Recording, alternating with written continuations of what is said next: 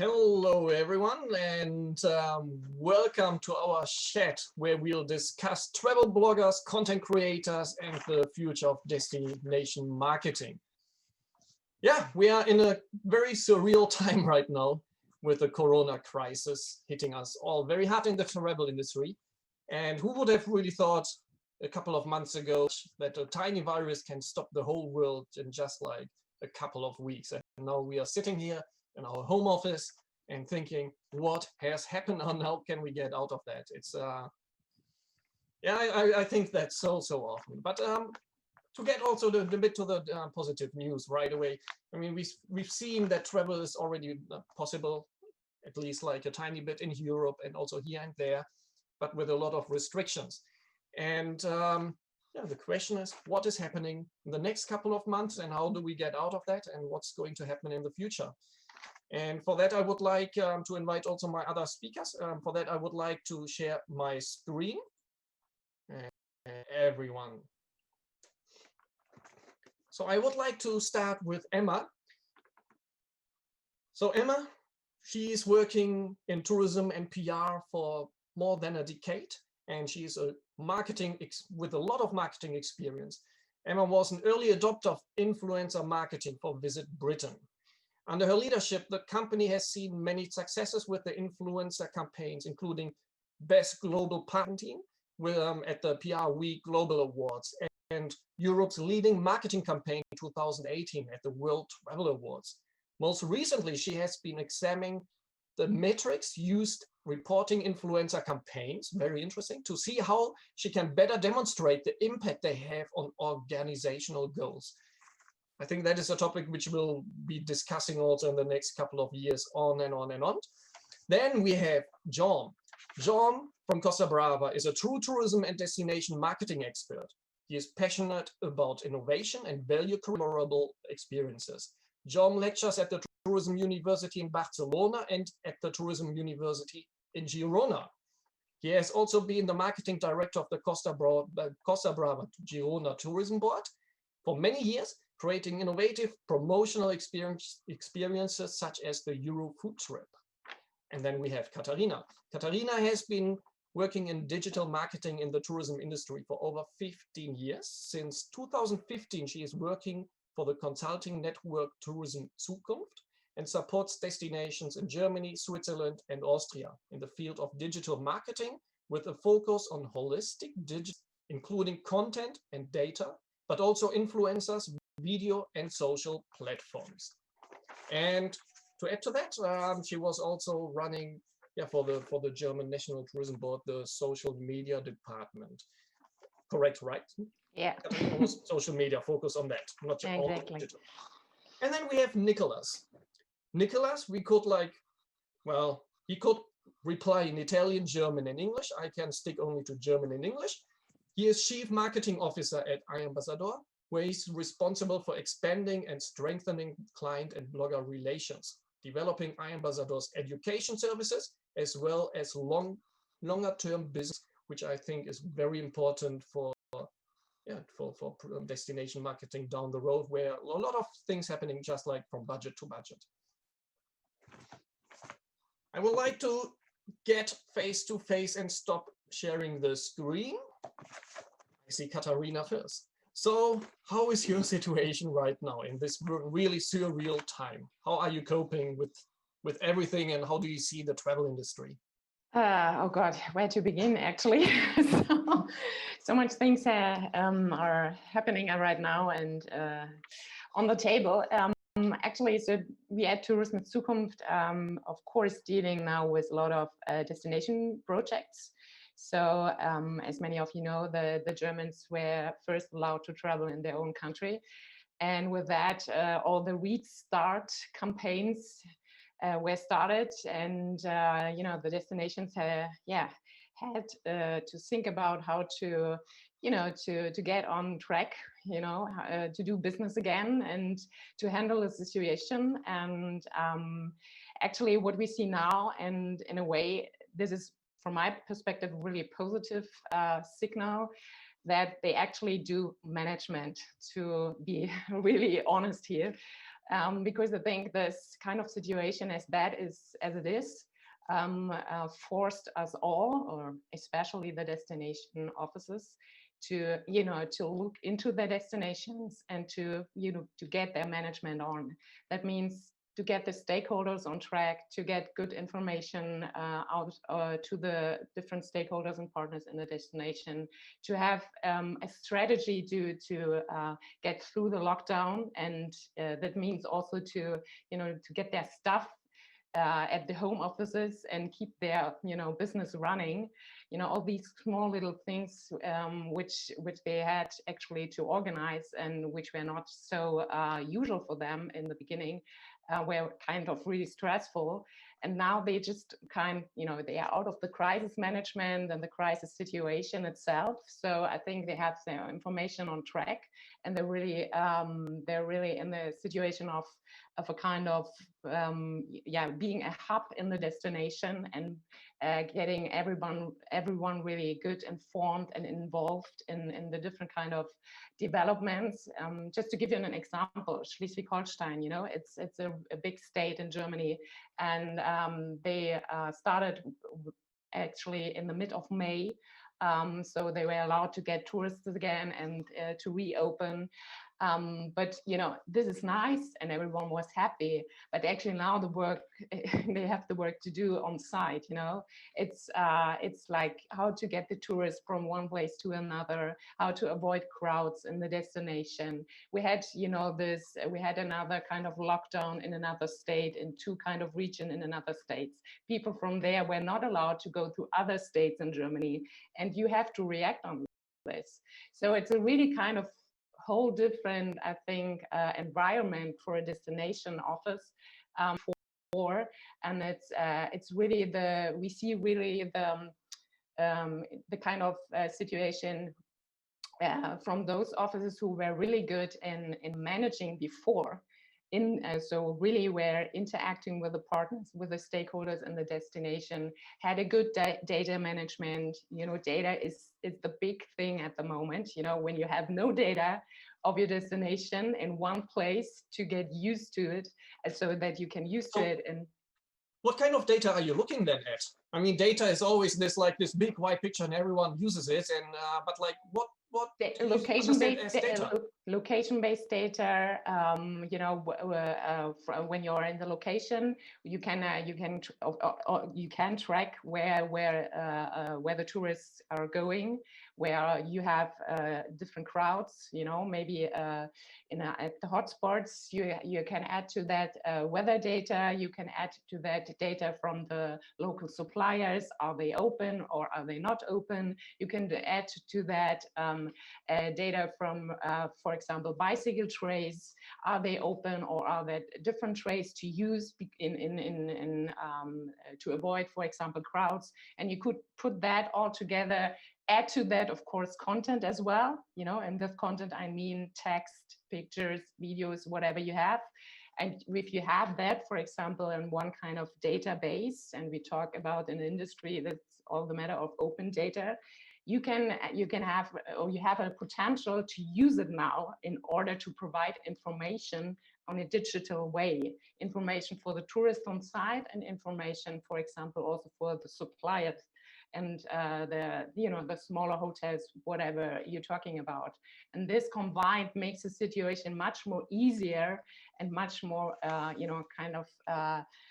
in a way to handle the situations now. If you have, for example, a crowded beach, which is obviously not the thing you want to have at the moment, you can actually,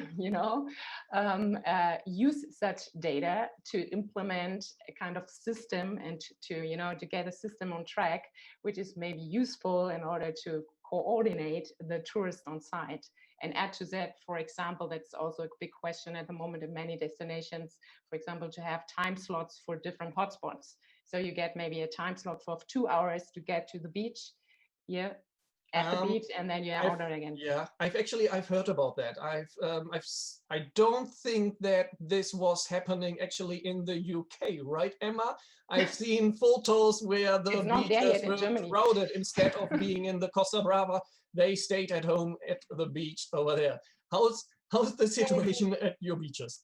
I mean, it shows our staycations are working. I think that the situation is varied. I mean, that was one beach at one point in time, and I think we all know what an image does speak 1,000 words, but at the same time, there were 15 minutes down the road, there were beaches that were deserted. So I think it's just a case of our job is to make sure that people know about all the different areas that they can enjoy the beach, the countryside, the coast safely in this times, and not all kind of so it's a behavior change, isn't it? You know, if your normal behavior is it's sunny, let's get to Bournemouth Beach or Hastings or wherever it is your local beach.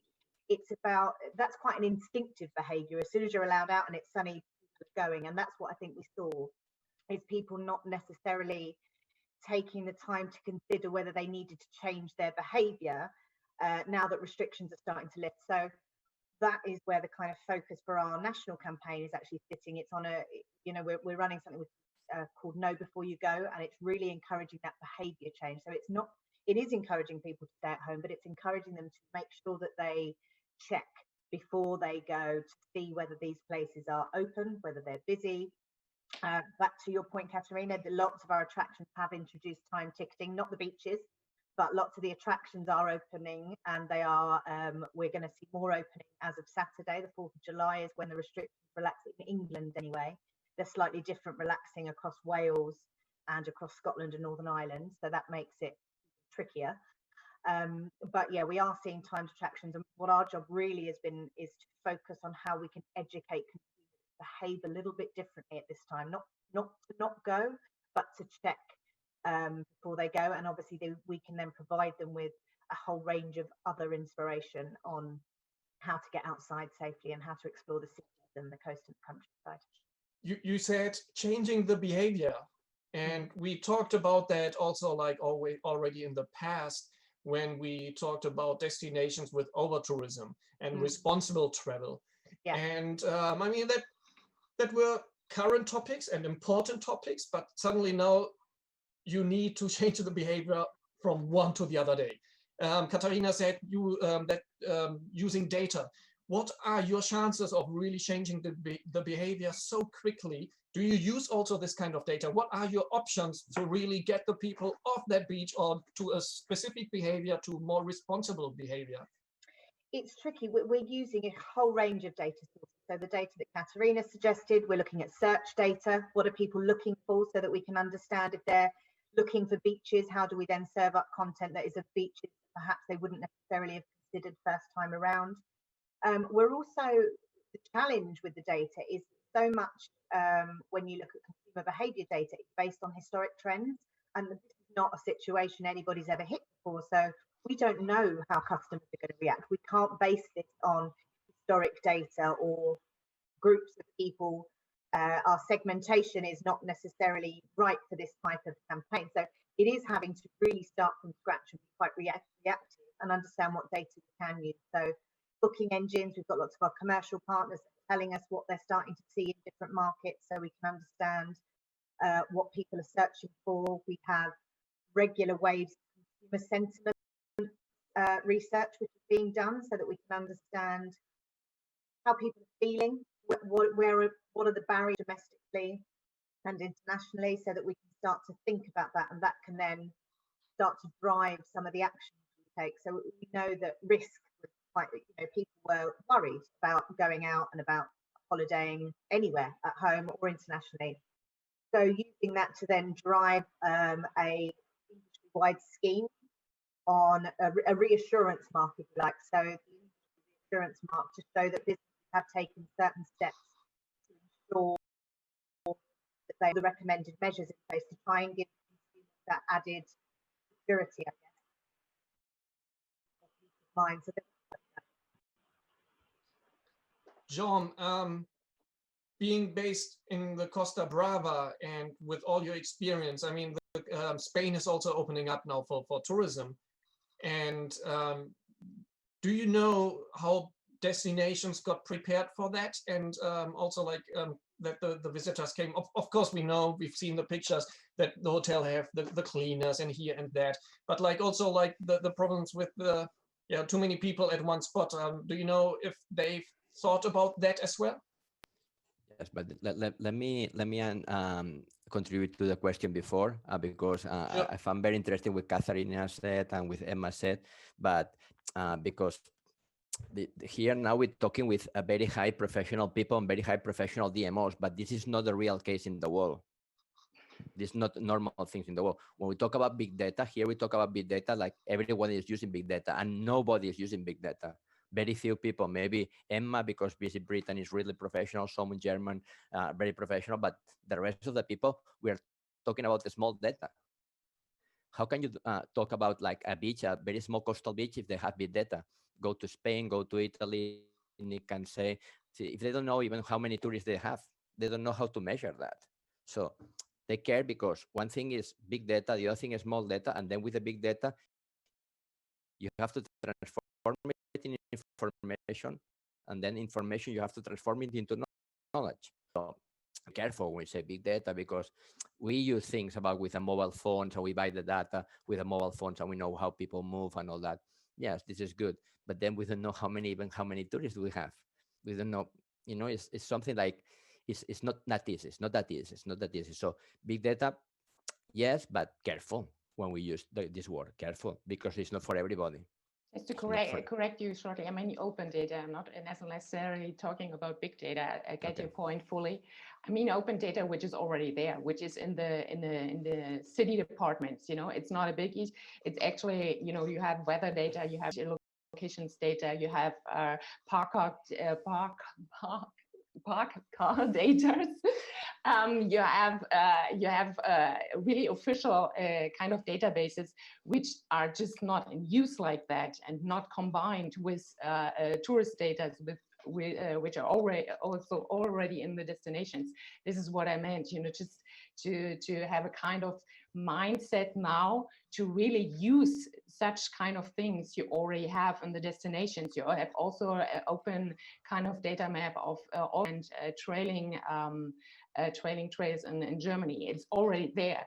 We just see how the discussion goes at the moment, just how to make use out of all this data we already have, and just combine it maybe with new applications. Actually, kind of tracing app is also not so new, but to combine it with these things and to make sense out of it. But I totally get your point. This is not a thing you do like this, yeah, and there are a lot of other things they have to do at the moment. But I think what I just want to point it out is actually that we now get to these issues again, which we were talking about for years, for years and years, because these actually are the things who are really important, not only in a pandemic, who are really important for future kind of destination management and marketing, for new products, new ways of thinking when it comes to sustainable tourism, all these other things. So I see that this kind of actually this pandemic, as bad as it is, as a kind of chance actually to really get to the core issues of destination management, and maybe to put them a little bit further, in the development. I understood very well. It's not that I want to be controversial, but I think that this is a good point. But again, this links with a question that Melvin asked me. This links if you are prepared or not. If you are prepared or not, because all this data, this open data, is available. How to use this data? We have to transform in information. So somebody has to transform it in information, because if not, we have data, and then we have to transform it into knowledge, because somebody has to take a decision, make a decision on this data. So it's two steps here, and maybe we are in the first step. Some people very well prepared are getting the second step, but we are not in the third step, and normal tourist destinations are not in the third step. The same as that, not in the third step in blogging or in content creation, which we will talk later. I hope so. And then linking to this, to the question that Melvin has asked, is like, destinations that were very well managed and well prepared for it, I think they're gonna do fine, and they prepare everything during this confinement time and all that. So everything looks now that is getting ready, and they have safe and clean labels and all that, and they're doing fine. But people that has not been prepared there before, and they just doing things because they opened the hotel or they opened like a shop, and the clients used to come. Now they have a problem. Now they have a challenge. Now they have, maybe some they have to disappear. So there will be a period here of if they will disappear or not, some of the tourist companies, which is very sad, but this is the market. This is the market and it's real market. So if you are prepared, I think you'll be okay this season. If you weren't prepared before, now it's very difficult. And this is a situation that happened to us with the coronavirus, but this can happen next year with another thing, and next year with another thing. And so this is not a thing that I think is going to disappear like this. So I think this is, we're going to see new ways to do things and new ways to develop and new ways to travel. And you were talking about sustainability and all that. All this comes to one word: if it's profitable or not. Sustainability is very fine, and we're very happy all that to say, oh, we're very sustainable. We talk about sustainable, and we are sustainable, and we don't use plastic, and we do a lot of the greenwashing thing. But is this profitable? If it's profitable, then it's going to work. So let's start talking like this. If it's profitable, it's going to work. If it's not profitable, people doing, okay, we take away the plastic bottles in our restaurant and we do some water, whatever, and some recycling. That's it. No. If they see that people are going to ask for it and people are going to pay for it, are willing to pay for it, then they will do it. And then there will be a very important thing about this. But this with everything. So we have to see things about the small companies. Apart from the big chains and all that, we're in a market that you are a small company as content creators, but activities companies normally are small companies. So there's not like a huge company creating this. We are not Airbnb here. We are not Airbnb, so we need to see how this move. Yeah, that is actually one of the things also, just like from the past. Obviously, the content creators, the travel bloggers, the influencers, they play one role in the bigger wheel. And in the past, it was always already very hard for destinations to manage everything. And they had so many other jobs to do because their business also changed a lot. And yeah, I really wonder with that situation before, where it was already too much work for them, how can they really be prepared for a crisis which we never had like this now, which makes it very, very tough. I get a question from Kervin, and so what do you all see as your biggest challenge, and how can bloggers from the US help? Okay, let's US. I think it's right now a bit tough. Yeah, we can go into that as well. Nicholas, you running campaigns with travel bloggers. What do you think? How can bloggers help from the US, but also maybe in general? What's the benefits of the bloggers here?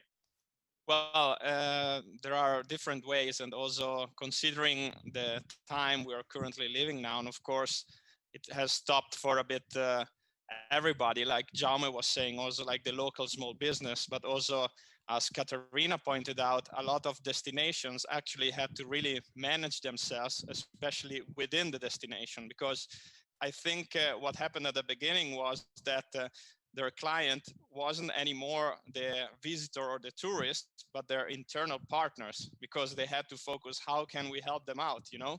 And after that first phase, now it's the phase, okay, traveling is allowed again. We can start to do, you know, marketing activities or, you know, business relations with other countries. I'm just speaking about the example for Italy because I'm based here and I'm seeing how things are going. Of course, Italy was one of the countries that got hit the most at first, and then it continued further. But it also showed how they managed until now to recover pretty well in terms of health and safety regulations. And of course, staycation started, but they also were the first country to wanted to be open for the rest of Europe. So now there are many, you know, also targeted marketing campaigns happening towards the neighboring destinations. We, as an ambassador, we see as well that some of our, you know, yearly clients are coming back now to ask us for proposals regarding especially the internal market of Europe. So like car trips, you know, road trips or train trips. Something is started as well with the flights, but I doubt we will see something big happening until maybe September in that sense. speaking for us as, you know, marketing organization that works with bloggers. And concerning the US bloggers especially, what I'm saying a lot to all the different destinations we speak to is not to forget the US market now, because I see that a lot of the issues, I mean, a lot of the strategies happening now, of course, is to kind of, okay, let's go for the countries that are allowed to travel now in our country. But then you don't really think long term that maybe next year US travel is allowed again. So people from the US can come to Europe. So you have to then be ready there again. Like Jaume said, you have to be ready. If you weren't ready before, you won't be ready then quickly, right? So concerning our little part of, let's say, of the work that we do concerning influencer marketing, we're advising a lot of people to at least work with the US bloggers, for example, on trips that are based in Europe. So US bloggers that are based in Europe, that they can create content about the destinations here. But then, of course, the bloggers, let's say at home, that cannot travel, what can they do? They can, of course, they have tons of content from the different destinations they have been, and then can, of course, find agreements with the destinations or so on order to promote this content. How can we, you know, collaborate each other with that? And I think already a lot of people have been doing that since a month or so. Yeah,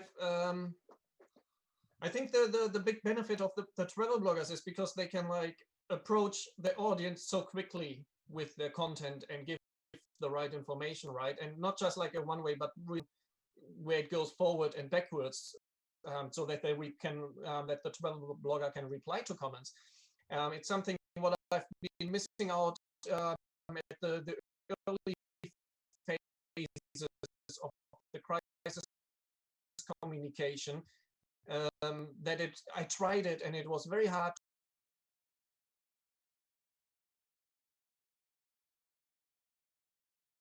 to message out about time, what's going on, what is the information. I know from travelers who has, and even the consul, the embassy was not able to help them and stuff like that, because the lines were just like completely down and stuff like that. And Kervin asked that, so how can visitors get the travel restrictions information they need to visit your destination in this area? Obviously, you've got the tourism boards with that. Would the travel bloggers also be a good way of communicating this? And how could this look like? Anyone? I can take some of that. I think there's two things going on there. So I think the challenge with communicating the restrictions is they keep changing. So that certainly is a big challenge up against it, working with government to understand when these restrictions are going to change. And we don't get any advance notification of that. We will hear on the news, as everybody else does, when they announce these different things. So being prepared and updating websites all the time with different changes is very difficult. And because it's not necessarily a tourist call, it isn't our call on whether you can visit, you can't visit. This is a government, a much bigger government picture. So actually what we're doing is just trying to convey that information and not have to change it on the websites every 10, 15 minutes. So that ties back to the same point about using content creators, bloggers to do a message. Once you put that out there, once you say, hey, we're now open, and then 2 days later, actually, we're not, we're still things very difficult. And that causes much more confusion than it is to just make sure that we have got some stability and consistency then in the message that we can go out with. So certainly for us, we have been working really hard to understand as a destination how we get ready, so that when the government does relax restrictions, we know what we can say, and we do start to think about how we can then get that message out there. But while the situation is still so fluid, it doesn't make sense to be using content creators or even our own channels to be really pushing messaging that may still change within 24, 48 hours. So I think that certainly for us as a destination, when we do ability, when we do see air bridges announced, when the quarantine restrictions start to lift, then we will start to really think about how we can content creators and really a better amplification of that information on our channels. We are building, as I said, as part of that know before you go, Internationally, we haven't focused so much at the moment because it's impossible to travel into Britain really at the moment for many businesses. But as it becomes possible, we will make sure that the information that travelers need is on our website. So there will be a single page on our national Britain website to let people know it's not exactly the information. Information is not coming from us. We will be signposting where they can find it. So it does become a one-stop shop rather than having to visit multiple different government organisation sites. But at the minute, the frequency of change, it's so difficult. Anything to add from anyone else? In my point of view, Melvin, I agree completely with Emma said, because they don't know the news, and they know the news by the news, you know, so they have to react very quickly. But for me, the point of this point of view is that the bloggers has a lot to say. It's very important, because with so many changes, the ones I trust really now is like either the first clients has been there, because I'm gonna rely on someone that is not public, because the public will say, oh, everything is safe, everything is good, you know. So I want to rely on someone that I really trust. So bloggers has a lot to say here. I think it's an important thing. But as well, when we talk about bloggers, don't talk about, or content creators, sorry, don't talk about like short term. Look for midterm things and look for long term things. You know, Visit Britain is doing well because it's thinking about short term, but they have the strategy for long term. So it's not a one of and now we need bloggers and they have to come quick and say that everything is okay. No, it's like a long term thing and a mid term thing that said, look, we need this kind of content. We need this content about sustainability. So if we really have something about sustainability, or we really need about this content about biking, or I think we have to look for more length of time. And bloggers are really, and content creators are very, very important, because DMO are losing the credibility most of the time, because they cannot recommend a specific thing, while bloggers can do it, and they have an audience that they really trust. So the audience trusts them, so they have the reach and they have the audience and the trust. So I think it's a really win-to-win situation for DMOs and bloggers. It's absolutely about that phasing. So now that we do know that there is going to be restrictions lifted for certain domestically on the 4th of July, we have started reaching out to our Visit England ambassadors that we worked with before and asking them to help us share that information. As you said, they have the reach. We didn't have the information before. We didn't know what we wanted them to help us talk about, because we were still trying to figure out what we need to talk about and what we need to say. So as stage 1 for domestic, we're now ready to move into that. Internationally, we still don't know what we're saying. We still don't know when people can come, if they can come, what markets they can come from. But as that becomes clearer, then we will certainly look to staging, helping or working with either new content creators to show what the new normal is like, or again, back to the using content creators that we've worked with in the past and asking them to help us re-amplifying some stories they told previously. So lots of different ways, but the first has to be explanation as to what messaging we're giving out. For instance, I think Nicholas talked about staycation, or Emma talked about staycation. I don't know. I'm not sure. I'm sorry. I don't know about UK, but in Italy and Spain, it's like impossible. I mean, it's impossible to fill all the places that we have. And in Catalonia, we have 21 million tourists, and we have 7 million locals. Well, that's it. That's the end of the question. You know, we're not going to travel three vacations a year. You know, so this is we need to have a staycation, which is good for the very short term, but we need to have European tourists. If not, we are dead as a tourist destination. Okay, talking about that, but every country did their own thing without really talking to each other to set the same restrictions to make it possible to really do what you just said, to have an exchange of tourism again. Katarina, what do you see chances that this is going to happen? I mean, like, the last couple of months were a mess. We can live with that up till now, but it should be getting better, right? I mean, we can't continue like this. Yeah, just short, I want to add to Jam something regarding the long-term approach. Just for all the bloggers and content creators watching us here, just to keep in mind, there was a recent survey for the German market. So actually the summer vacation is already gone. So people have made their choice regarding the summer vacations, and we still see their campaigns running regarding the summer vacations.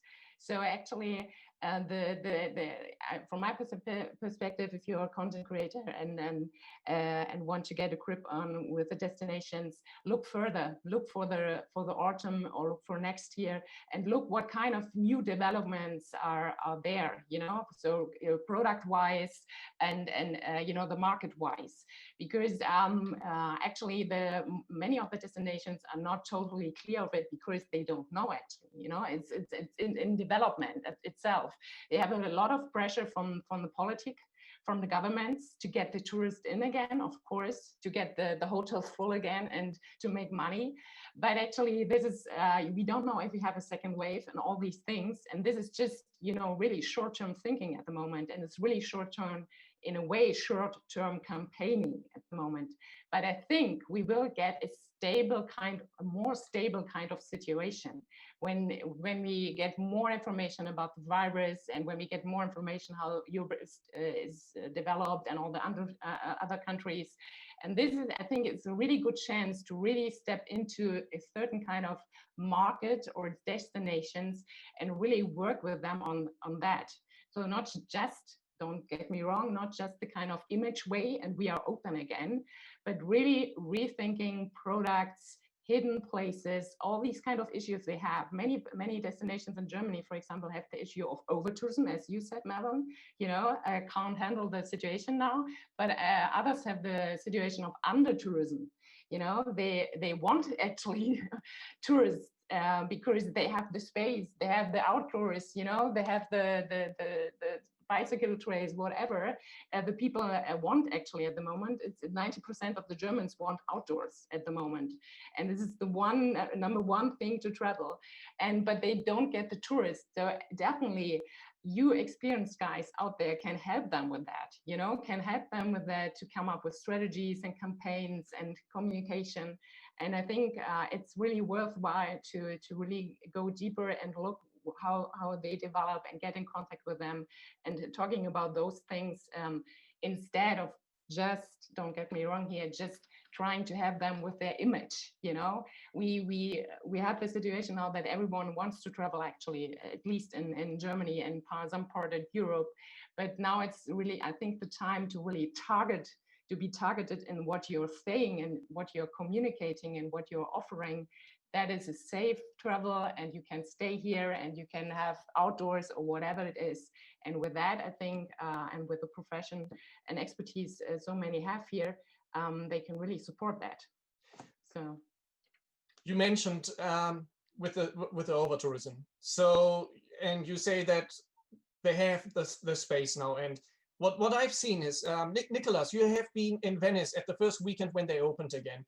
And I guess that was unbelievable because there was no one there.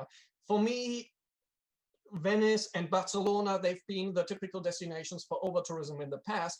But I can imagine give them another 4 weeks and they would be very, very happy to get the situation back just like it was before. For a lot of people there, not obviously for everyone, but for a lot, because they made the money with that.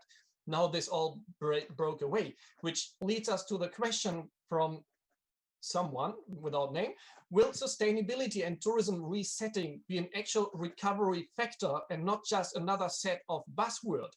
I mean, this is okay. We are talking about these kind of things, but is it realistic? Will a destination like Venice or Amsterdam or like Barcelona change their strategy in a way that it will be more sustainable? I mean, I think ethically, of course, it should be, but I agree with what Jaume said before about if it's profitable or not. I mean, I know that Amsterdam is undergoing some changes already. Even before the pandemic happened, they already wanted to change the way, you know, how tourists live the city. So by taking away some of the, pass me the term, crappy tourist shops, and also letting the people understand and know that Amsterdam has far more to offer rather than just the city center. And they even renamed some of the towns nearby more in a touristic way, like Zandvoort am Zee has become Amsterdam Beach. The castle in Muiden or Mouden has become the Amsterdam Castle. And it's funny because I had some friends visiting from the US at the time, and they said, oh, we want to go to Amsterdam Castle. And I was like, There is no castle in Amsterdam, but then that's the way they are doing that. Concerning Venice, I've been there as soon as the lockdown has been lifted within Italy, so that we could travel within Italy. I just said it myself and my girlfriend, we said it might be an incredible opportunity to visit the city without anybody there. And it definitely was, but it was also a bit like a sort of a ghost town in a way. Like 80% of the hotels won't open until like international travel starts again. Because I spoke to some hoteliers, they said, we work primarily with Chinese tourists and US tourists. So, you know, that's, of course, they need to see it to redefine the city, but then it's a bit like Jaume also said before about it's the market, it's who survives or not. So I don't know. I mean, in a way, I don't know, of course, if it's good or not. Of course, sustainability should be there. It's ethical, but then I think it always links back to if it's profitable or not in that sense. It's actually also a question of demand. When you're considering Germany, for example, now, the car is the #1 vehicle to go or to travel at the moment. It's safe, you don't have to wear a mask, and it's in your own space. When considering the efforts we have undertaken in the last years with Deutsche Bahn and all the campaigns we did regarding sustainable mobility, you could say at first hand, oh, it's not really a good development with the pandemic, actually, because many of the people, especially when it comes to mobility, don't want to sit with others in a bus or whatever, yeah, or share a train. But actually, from my personal point of view, but maybe I'm too optimistic here, but I think we will see a slight shift in the demand in that way, that we will not have a kind of mass tourism for a long time, because we can't. And the people want to be safe, and they don't want to be in crowded places. I know we see these pictures, we have seen them from other countries, we see them in Germany as well, in Hamburg and Berlin, people sitting on meadows nearby and having parties and all so on. But there's another kind of a majority also in Germany who do not want to do that, especially not with kids, and who are really concerned, or especially older peoples. And to get them, you know, travel again, I think we will have a kind of change in what we are, you know, promising and what we are trusting in within the travel product. And I don't know if this leads totally to a sustainable or more sustainable approach, but I think definitely there's a chance with all the developments or, you know, kind of consumer behavior changes we have seen during the lockdown here in Germany. So people buying more regional stuff, people go to the smaller shops here, and people are really, you know, actually got involved in their communities again, what they hadn't before. And so I think we have maybe kind of slight change here in the thinking, but definitely it's up to the industry itself to make it profitable, as Jaume said. But I think it's possible, and it doesn't mean you know, that such kind of products cannot have a price tag.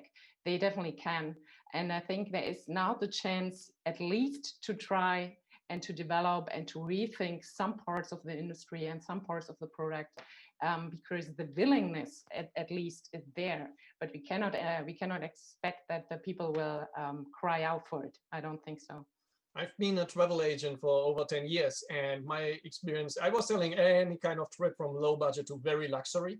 And my experience was that the majority wanted, well, it was not the majority, but it felt like that. The majority wanted like a 2-week holiday in an all-inclusive 4-star resort in Tunisia for 400 euros per person. It's something I think we as travelers in this group, as experts, but also listeners, is obviously something what we usually not do ourselves. But I've seen this, that a lot of people are that way. And I see it very hard really to give, to lead or to change these kind of things, obviously, because like Tom said, it's about profit, making money and spending money and having the best time of the years, the holiday.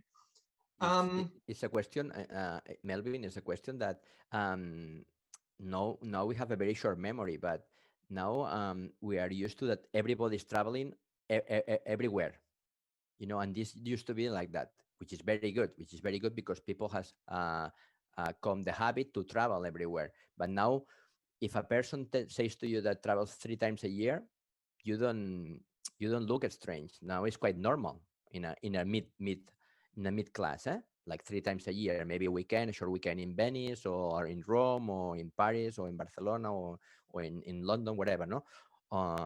But for instance, in my case, I know much better UK than Spain, because I say, well, Spain I'll do it when I'm getting old and all that, and I've traveled like maybe 30 times in UK or more, you know, because you discover Scotland, you discover. So this is not normal that you used to come. I've been to Italy just for lunch, and this is not sustainable and not normal. But this is the democracy of traveling. The low-cost airlines has impulsed us to travel to Frankfurt Hahn or to places that we didn't even know before, you know, to Bergamo, to these places that we didn't even know. So this is the democracy, and there's people that wants to spend 400 euros for a resort. The first trip to Mallorca, remember the first trip to Mallorca with the Germans, cost 250 euros a full week, half board. Okay, but so we're very happy. No, we are all very happy that the Germans came to Mallorca. Okay, at what price? Is this sustainable? Is this a good example? Well, I it's don't a know. good It's a good test, example. right?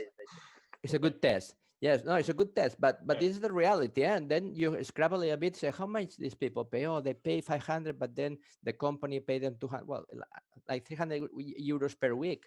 So there is people that wants to travel, that wants to go there, and they want to enjoy the beach and just don't care about much identity or whatever, you know. So there is a it's very sad, but there is a research that after being a week, some tourists doing a tourist research, after being a week in Mallorca, 40% of them, they didn't know there was an island. Okay, and this is That's a news research. for me. Well, but this is a research. So, okay, you go to a place, but you go because it's really nice. Go to a really good travel agent. Say, oh, you want to go have fun? Go there, and it's really excellent, excellent place, excellent hotel, excellent accommodation. You're gonna have fun, good weather, pretty beaches, and that's it. And you That's don't know it. it's an island. So I wish I would have had those kind of clients in the past. Yeah, but I agree. That's fine. Emma, I introduced you in the introduction. It was also about measuring, and I've got a question for you, because I think that also is very interesting for the bloggers, and you've been dealing with travel blogger campaigns for such a long time, and I know you got into this topic a lot. So quality over quantity is so fundamental when it comes to measuring, as well as measuring success over a longer period of time. And that's what we've been discussing that here in long-term campaigns, but a lot of times I see that with DMOs, tourism boards, that they think from budget to budget. So with that, in the most cases, the short-term success is so important. So how do you deal with that? How do you handle this? And do you agree in providing these two kinds of measurements, short-term and maybe also long-term? Because I know we've seen statistics where long-term, you could see really the success, especially of the travel blogs, which develop the traffic and not just like social media from day to day. Yeah, no, I think it's definitely the approach we're building. The challenge that certainly we have, and I know lots of DMOs have, is your funding cycle. You are funded on a government cycle, and when that funding cycle is gone, they want the results within that funding cycle. So in some cases, if you ran a trip in, I don't know, in January and your funding cycle ends in March, government wants to see those results by March. So there's two things. It's one, it's an education of government, and they have to be educated because they are the people who give us the funds. If they don't see the results, if they don't see the impact, the ROI, no more money for you to do that. So they have to see some sort of results. So it's part of an education game, which is a longer game about helping them to understand that, yes, there are short-term impacts. Yes, you can see the pictures now. Yes, you can see the content live on the screens. Yes, you can show your constituents and your relevant MPs and, you know, in your relevant areas that look at the content you've had created. But actually, it is much more about that longer term goal as well, you know, and tying that back in, remembering the work that you've done with content creators in January, so that when you launch a campaign to do with the same area in September, you already know that their articles are going to rank because you know the search terms they've got in there. They're going to see second picking up organic traffic around the destination, providing it that third person voice or that trusted voice. So it is about building it into a longer term strategy, and therefore your reporting must be longer term as well. So you must be able to kind of show them that whilst we reported to you on this, this is a later result. It's very difficult to get them to care about things that don't ultimately impact the bottom line they're working on now. So we are still going back to them and doing that. Internally, sort of within the kind of the organization, it's been easier, and using that longer term reporting, I say easier, but easier than government, using that longer term reporting to then play back, so playing back annual results of things year on year and including other things as well to show the value that things build. And we did a test at the Social Travel Summit, not last year, the year before, where we tracked some of the blogs for over a year, even though they were only due to be live for 3 months, and that was the initial tracking period. We tracked for the year. We tracked booking, we tracked search, we tracked interest, just to understand whether they did have second peak waves. So really trying to build up that data set to then present back to prove that case out. Any more comments on that from the others? Otherwise, I still have a question also for Nick, because well, you also run those the campaigns, and talking about the long-term quality of content. How important is that for a destination? You've been in the past, you've been also working for the Emilia-Romagna Tourism Board. Well, of course, I mean, like Emma said, it's all about educating, the destinations, and also let them understand that yes, you need the data from a social media point of view, which is immediate and sometimes even, inflated, but because also you need to do the financial report, and that's also depending on that. So if you do a campaign, like Emma said, I mean, in the UK, where they have the report in March, you do it in January, and you need them to produce all the content maybe within a month. But then we all know that concerning the blog post, it takes like sometimes months before they get catched up, in Google, so that they rank even better and more people look for it. Or maybe there are articles that I don't know, speak about winter, and the summer is starting, so people won't look for that stuff. They just look about it the year later maybe. So it's always important to educate as well the destination in looking at that in that way. And also longer term wise, like I was saying before, even now, if small campaigns will happen involving like bloggers primarily in Europe, but as I think also Rachel said in the comments before, somebody that writes in English has a reach also in North America, of course, right? So next year, hopefully, North Americans are allowed again to travel to Europe, and they will look for content about Europe. So why start to do campaigns next year to create new content, about a destination there, and not maybe start even now to prepare for it? I mean, I'm not speaking about the rules and regulations that we will have to follow because of the COVID and everything, or more the social and, let's say, live communication of, okay, the country is safe now and free. I'm more speaking about the different, things to do and the things that you can see, or maybe even speaking about the smaller beaches that nobody knows, so you can prepare the terrain for that in that sense. And that way you see also how longer term these articles are going to help you, but they also help you in the analysis, because we are now running as an ambassador together with Emilia-Romagna a project where all the articles that the bloggers have been wrote about Emilia-Romagna, to see when they start to pick up again, when people search again for what, like Katarina said, what do they search for? Maybe you invest all of your time and money in marketing, let's say, a particular area, but then the people don't look for that. So try to analyze the data. It's again about what we were speaking before. Yes, big data. Yes, there is a lot of data, but at least if you have some data, try at least to read the one that you have, rather than just saying, I have stuff, but I don't look at it. having this data, and you say, okay, look what the people are searching for, and well, suddenly you don't like what they're searching for. How are the chances to influence them with travel bloggers? And what would be a good way? I mean, you run campaigns. I know in this kind of crisis, it's even harder than ever, because like you said, everything changes so quickly. But are there ways who can, for anyone?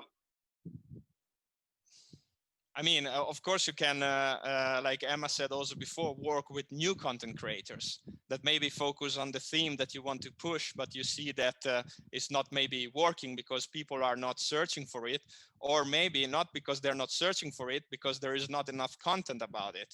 And then maybe, of course, you have to do other things as well, which are not only working with content creators, but it's as well like promoting the content and giving it visibility through other advertising channels, you know, online. So it's not that you have to think that the blogger can do everything for you. I mean, that's also, the blogger is a piece of the puzzle of the communication strategy that the destination has. So that's, I think, on both sides, in one way, useful to know, you know, that the destinations know that also bloggers cannot solve their issues, but also bloggers need to know that destinations have to do also other things, you know, and it's not only working with bloggers. Yeah, so the bloggers is one part of the puzzle. Completely agree, and there's so much more. John, Katharina, you also have the experience with that. It's how can you connect the bloggers into the bigger puzzle? How can you connect them with the partners, airlines, hoteliers, and yeah, into the bigger strategy? I guess it's communication, right? Yeah, exactly. I think we have talked about this, Melvin, a lot, many times in the past, and Nick also. And I think the first thing is to let them know that they are there. You know, that they're part of your campaign, of your project, of whatever you're doing and plan. And I think it's as much earlier you get them involved, as better it is. And we have some projects, or we did some projects, not too much, unfortunately, but we did some projects with destinations where we had, for example, a target group analysis. So we created personas for different tourist groups, and we actually involved the bloggers from the first step to the last, you know, rolling out the whole campaign. So it means we had for each target group and personas, we had different bloggers, and it was clear who the destination is or wants actually to have in the destination. And it was really you know, we were really getting to the details, and we were really getting the partners involved and at the table. So it was not the situation that we wrote an email 3 days before, oh, there's someone coming, can we, you know, is the room ready, and please can we have a dinner or a meal, and oh, we need a city tour, and then the blogger is out again. So I think we should be over that now, you know, after all these years. And I think many of you guys have so much experience, so much, you know, credibility in the market for different topics. You have so much know-how when it comes to the platforms. You have so much know-how when it comes to the content. You know how to market your platform. You know how to put an advertisement out there, whatever it is. And what we try to do is always to get this message across. This is not just someone is coming and writing about something and having a good time. It's someone with knowledge, it's someone with expertise. And that means that someone has to sit at the table at from the first day on, when we are planning a project, when we're planning a campaign, and when we're talking about it. And of course, she or he has to say something how to, how to do it actually on site. It's actually not my part again, and it's not, from my perspective, not necessarily the part of the destination. And I think when we really try to think in a holistic way, and this is always we try to do it, then we really see the outcome of it. You see really leads coming in, for hotels or for other operators in the destination. And apart from nice numbers, and don't get me wrong there, I know the situation is the same in Germany as in many others. We all have these impressions, and we all have this like numbers and all this kind of stuff. But we can actually do more. We actually are able to really, bringing those campaigns to leads, to actually people buying something. But it needs, of course, time, and it needs planning, it needs strategy, and it needs a long-term approach. And this is what we're still missing, unfortunately, in many campaigns. Completely agree with that one. I would like very quickly to share my screen. I would also like get back to, but yeah, what Katarina said. I mean, we've been talking about these kind of things for such a long time. Maybe Nicholas, maybe you would like to say where you can find information on how to work with bloggers. You're on mute. Yeah, sorry. For those of you who are interested not only on how to work with bloggers, but also for bloggers and influencers on how to work with the industry, I really suggest you to check out the Social Travel Summit think tank reports. The Social Travel Summit is the annual conference that iAmbassador organizes every year. Unfortunately, not this year, because we all know because of the pandemic, but the previous ones have been organized together with Germany when Katarina also was there, and then with Emma in the UK. And we also had Jaume and Costa Brava over too. And that's where both experts from the destination side, but as well from the blogging and influencer side, sit together and we brainstorm about what are the current challenges and how can we work together on improve it and to tackle those. These reports are not about only like good case studies, but it's also about the issues that are out there and how can we solve them together. So check it out. They're free to download and they're a really good read. Okay, then we can stop the screen sharing and then we get to the last question. Let me see there. I had to scroll down, but that was a nice one. Is there a plan B in case a blogger says something wrong when promoting after the crisis? Shouting out the wrong content. So what do? What is your plan B? Go ahead, Emma. So it's communication, really. I mean, these things happen. If the content is wrong, I would call them, or I'd get in contact and just sort of say, look, if it's factually incorrect, I mean, it's not what we don't do is try and retain any editorial control as to what you're doing. Your story is your story, but actually if it's factually incorrect, then we would just contact and say, look, can you change this? Can you amend this? It's happened, and we've always worked with influencers to build the relationship, so they are then happy to kind of change that. There is no real plan B. It's about really managing those relationships there and making sure then that any correction that needs to go up goes up in as timely manner as it can. That's how we would deal with that. I think Emma got it completely right. We have to contact them, but then as well, you have to talk to them what happened, see what happened, and see how you can sort it out. The best thing is to try to avoid it before they publish it. This is our job, or used to be our job in the DMO, to try to avoid it. How do you avoid it? If you know that it's going to happen because you see that something is not getting right and all that, you talk to them. And no, I mean, but before, like you said, try to avoid it. I mean, I guess again, communication, right?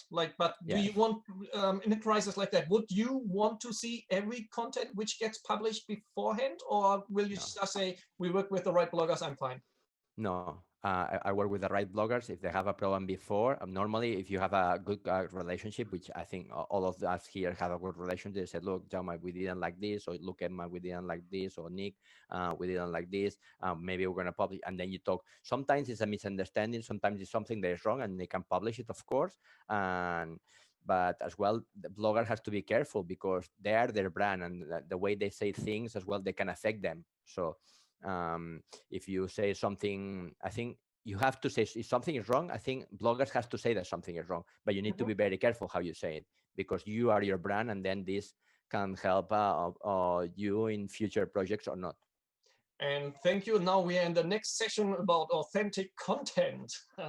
We just jump into the next one. No, but yeah, that's true. I mean, it's like authentic content. We've been talking about that in the past. It's we've seen changes mainly on Instagram, but where this is not happening anymore. But especially in crisis, this is more important than ever. And yeah, our time has ended for this session. Thank you very much for joining. For everyone also for listening and for joining the talk.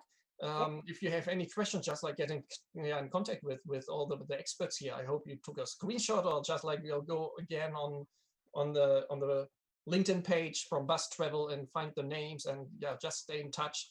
And I hope that we can all work and communicate more than ever together, and to get us out of this situation stronger than before. Thank you very much. Bye bye. Thanks. Bye. Bye. Thank you. Bye-bye.